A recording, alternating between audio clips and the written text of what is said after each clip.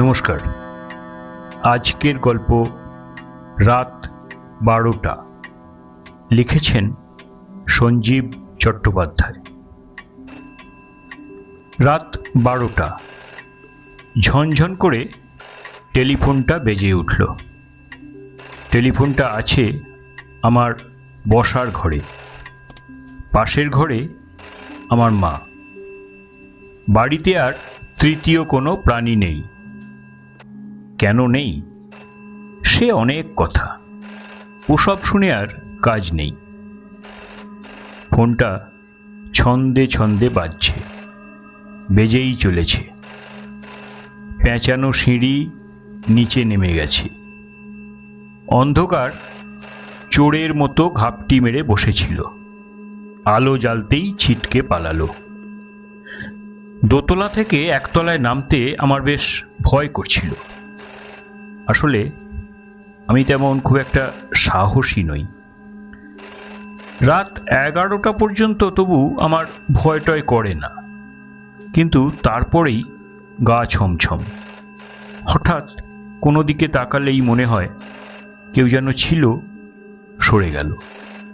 যত রাত বাড়ে তত ভয়ও বাড়ে। একদিন শুতে যাওয়ার আগে দাড়ি কামাবার জন্য আয়নার সামনে দাঁড়িয়েছিলুম। আসলে পরের দিন খুব ভোরে বেরোতে হবে, তাই এই কাজটা এগিয়ে রাখতে চেয়েছিলুম।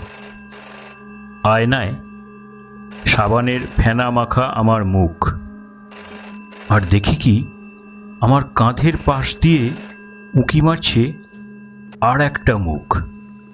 ঝাপসা থেকে স্পষ্ট হচ্ছে, স্পষ্ট থেকে আবার ঝাপসা হচ্ছে। এইরকম হতেই লাগলো, হতেই লাগলো। শুধু একটা মুখ।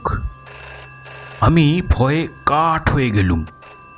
চিৎকার করে মাকে ডাকতে চাইলুম, কিন্তু গলা দিয়ে কোনো স্বর বেরোলো না। সেদিন আমি মরেই যেতুম যদি না আমার মা নিজের থেকেই ঘরে আসতেন। আর সঙ্গে সঙ্গে মুখটা অদৃশ্য হয়ে গেল। আমি তখন কুল কুল করে ঘামছি। ভয়ে মুখটা সাদা। সাবান মেখে আছি বলে বোঝা গেল না। টিকটিকির মতো ঠ্যাস করে মাটিতে পড়ে অজ্ঞান হয়ে গেলুম। চোখ মেলে যখন তাকালুম, তখন দেখি ডক্টর বসাক আমার ইসিজি করছেন। তো রাত্রিবেলা সেই থেকে আমি আর আয়নার সামনে দাঁড়াই না।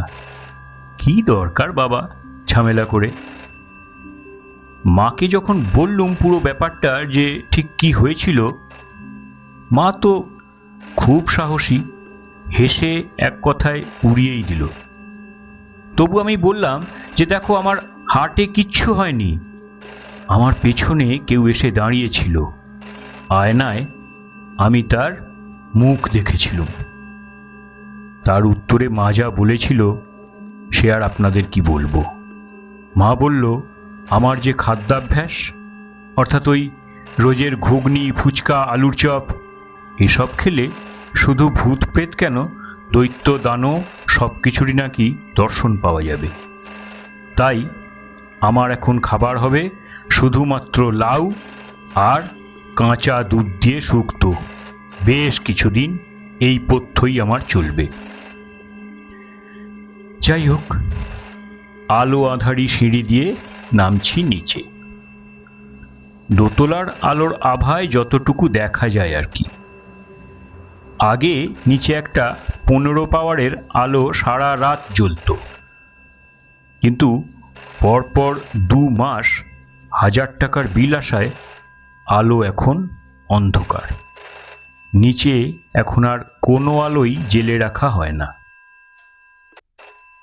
নিস্তব্ধ মাঝরাতে ফোনের শব্দ বড়ই বিরক্তিকর।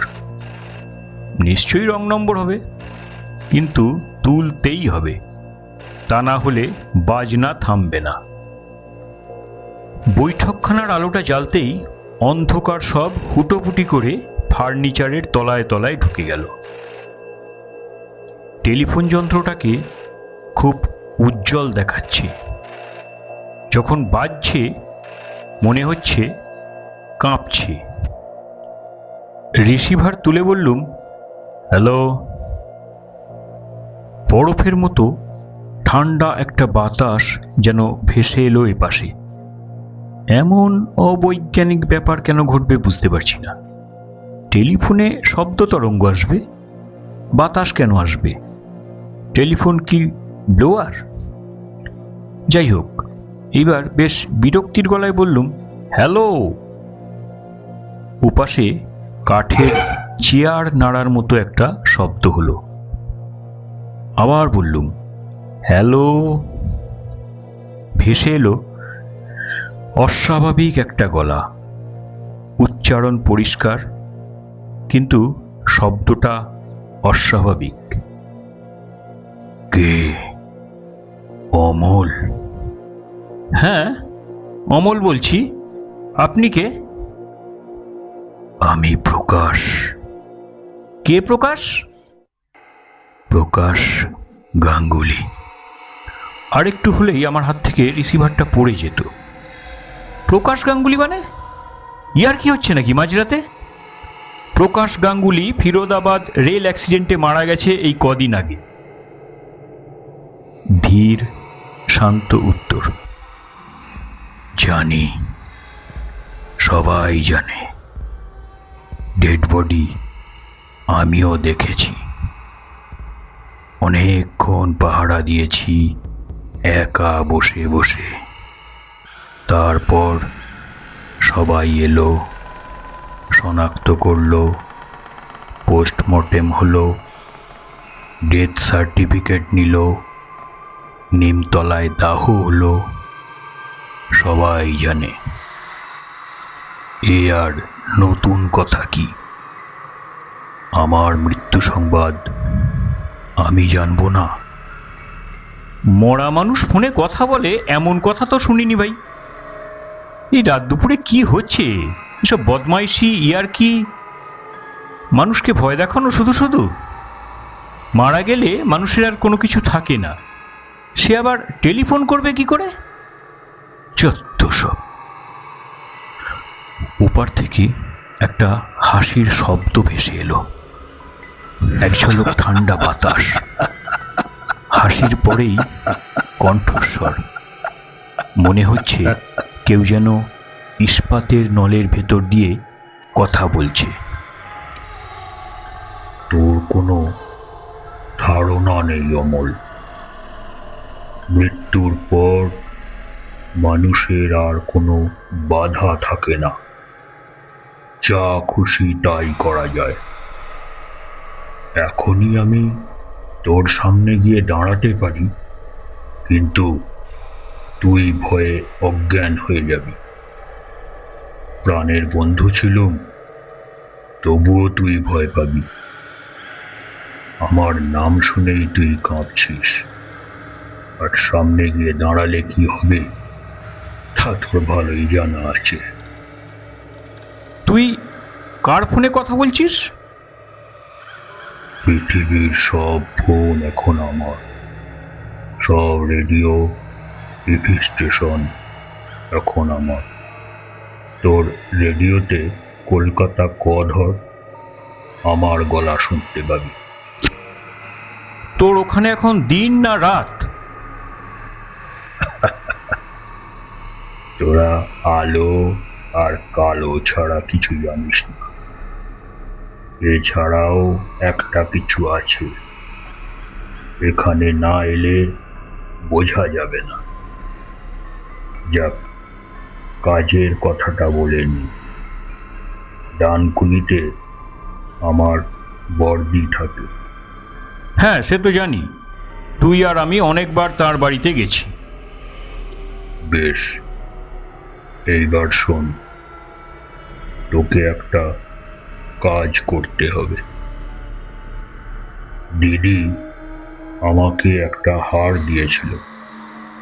বলেছিল বউ বাজারে বিক্রি করে যা পাওয়া যাবে সেই টাকাটা তাকে দিয়ে আসতে।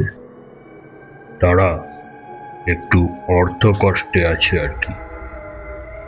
হাটটা আমি বিক্রি করে 5,000 টাকা পেয়েছিল। টাকাটা আমি দিয়ে আসতে পারিনি। তোকে সেই কাজটা করতে হবে ভাই। অত টাকা আমি কোথায় পাবো? আরে বলছি সব বলছি, একটু ধৈর্য ধর। টাকাটা তোকে চুরি করতে হবে। আরে, ভারী অদ্ভুত কথা। কোথা থেকে চুরি করব আমি? আমি কি চোর নাকি? আরে ব্যস্ত হোস না, মন দিয়ে সবটা শোন।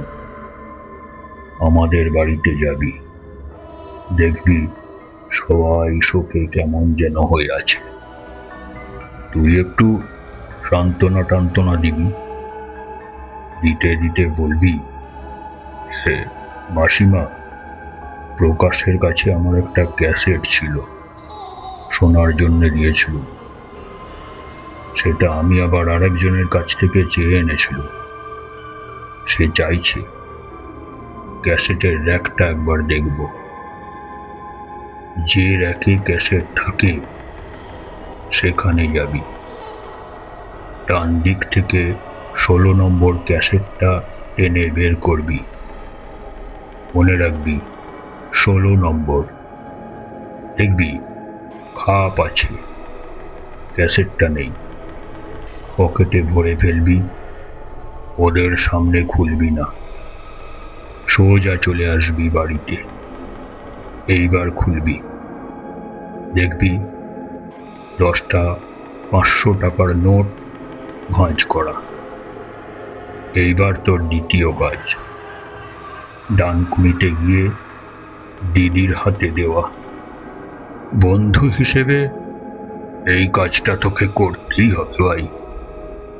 একটাই কথা, আমার বাড়ির কেউ যেন কিছু জানতে না পারে।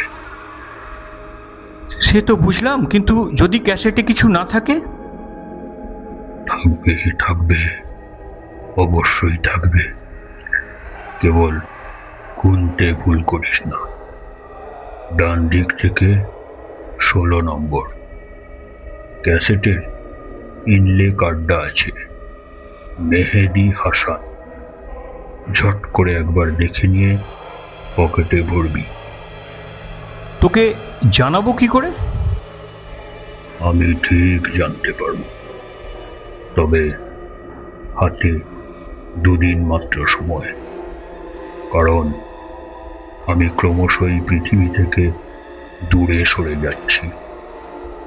এখন আমি যে বৃত্তে আছি সেখানে তোদের হাবল টেলিস্কোপটা ঘুরছে। কট করে একটা শব্দ করে টেলিফোনটা নীরব হয়ে গেল। আমার মাথা ঘুরছে, মুখে কোনো সার নেই, এত ঠান্ডা। ক্রায়ো সার্জারির টেম্পারেচার। 1 কাপ চা বা 1 কাপ গরম দুধ, যা হয় একটা কিছু পেলে যেন বেশ হতো। প্রকাশের কথা ভেবে চোখে জল আসছে, কিন্তু ঝরছে না, কারণ আমার চোখ মুখ তখন যেন -700 ডিগ্রি সেন্টিগ্রেডে নেমে গেছে। কোনো রকমে টলতে নিজের ঘরে ফিরে এলুম। শরীর কাঁপছে, শীতে না ভয়ে বুঝতে পারছি না। টেবিল ল্যাম্পটা জেলে বাল্বটা মুখের কাছে ধরে রইলুম বেশ কিছুক্ষণ। হঠাৎ অদ্ভুত একটা কাণ্ড ঘটল। হঠাৎ 2 ঝলক জল বেরিয়ে এলো আমার দুটো চোখ থেকে। বাল্বটা চিরিক করে ফেটে গেল। পরদিন সকাল 10টা, প্রকাশদের তালতলার বাড়িতে ঢুকছি। কেন জানি না, কেবলই মনে হচ্ছে আমি একটা চোর। উল্টো দিকের ফুটপাত থেকে একটা কিশোর কণ্ঠ ভেসে এলো, অমল কাকু। চমকে তাকালুম। অচেনা একটা বালক দাঁড়িয়ে আছে। হঠাৎ দেখি সে নেই। কি হলো? সাত সকালেই এমন চোখের ভুল? স্বপ্ন দেখছি নাকি? দোতলায় সকলের গলা পাচ্ছি। প্রকাশের মায়ের সঙ্গেই প্রথমে দেখা হলো। মাসিমা আর আগের মতো নেই, থাকা সম্ভবও নয়। আমার হাত দুটো ধরে খানিক কাঁদলেন। আমার চোখেও জল এলো। ঘরে গিয়ে বসলুম। এ কথা সে কথার পর আসল কথাটা বললুম। মাসিমা কোনো আপত্তি করলেন না, শুধু ঘাড় নেড়ে সম্মতি জানালেন। যে তাকে ক্যাসেট সাজানো থাকে সেখানে গেলুম। প্রকাশ গান শুনতে খুব ভালোবাসত। পর পর সব সাজানো। ডান দিক থেকে 16 নম্বর। একটু আড়াল করে দাঁড়িয়েছি, ভয় করছে যদি কেউ পাশে এসে দাঁড়ায়। সময়টা আমি ভালোই নির্বাচন করেছি। প্রকাশের দাদা অফিসে বেরিয়ে গেছেন, ওর বোন স্কুলে, ওর ফিরতে ফিরতে 11টা। গুনছি 1, 2, 3, 4। হঠাৎ একটা ক্যাসেট আপনি খানিকটা বেরিয়ে এলো। গুনে দেখলুম সেইটাই ডান দিক থেকে 16 নম্বর। শরীরটা শিরশির করে উঠল। তার মানে প্রকাশ আমার পাশেই আছে। মনে হলো মাসিমাকে একবার বলি যে, মাসিমা, প্রকাশ এই ঘরেই আছে, আপনি দেখতে পাচ্ছেন না? বেরিয়ে আসা খাপটা ধরতে ভয় করছে। অশরীরীর আঙুলে যদি আঙুলটা ঠেকে যায়। খাপটা হালকা। ঝট করে দেখে নিলুম ইনলে কার্ডটা। হ্যাঁ, মেহেদি হাসান। সোজা পকেটে চালান করে দিলুম। মাসিমাকে বললাম, মাসিমা, পেয়েছি। এই বলে কোনো রকমে নিজের কান্নাটাকে চেপে আসছি মাসিমা বলে আমি বেরিয়ে চলে এলাম। সিঁড়ি দিয়ে নামছি, কোথায় বেশ জোর গলায় একটা টিকটিকি শব্দ করল। Tick tick tick. অর্থটা বুঝতে পারলুম। বলতে চাইছে ঠিক ঠিক ঠিক। কোথাও কোনো সময় নষ্ট না করে সোজা বাড়িতে। ভয়ঙ্কর একটা উদ্বেগ। ভেতরে টাকাটা আছে তো? সিঁড়িতে উঠতে উঠতেই খাপটা খুললুম। আছে। ভাঁজ করা 500 টাকার নোট 10টাই আছে। এতক্ষণ দম বন্ধ করেছিলুম, শ্বাস নিতে পারলুম। এইবার দ্বিতীয় নির্দেশ পালন। ডানকুনি যেতে হবে। আমার খাটের ওপর আজকের কাগজটা পড়ে আছে। এখানে তো থাকার কথা নয়। কাগজটা সকালে পড়ে নিচের ঘরেই রেখেছিলুম, স্পষ্ট মনে আছে। আর পড়ার পর কাগজ আমি এরকম এলোমেলো করে রাখি না। দেখছি 5-এর পাতাটা ঘুরিয়ে ওপর দিকে এনে ভাঁজ করা। আর যে সংবাদ সবার আগে চোখে পড়ছে সেটা হলো গণধোলাইয়ে পকেট মারে মৃত্যু। বুঝে গেলুম এর পেছনেও প্রকাশের হাত। পকেটমার সম্পর্কে সচেতন করতে চাইছে আমাকে। আসলে আমি একটু অন্যমনস্ক ধরনের ছেলে তো। গাছ পাতা, পাখি, হাট বাজার মেলা দেখে বিভোর হয়ে যাই। তাই ডানকুনি যাওয়ার আগে আমাকে সাবধান করে দিল। বর্দির বাড়িতে যখন পৌঁছলাম তখন বেলা 3টে।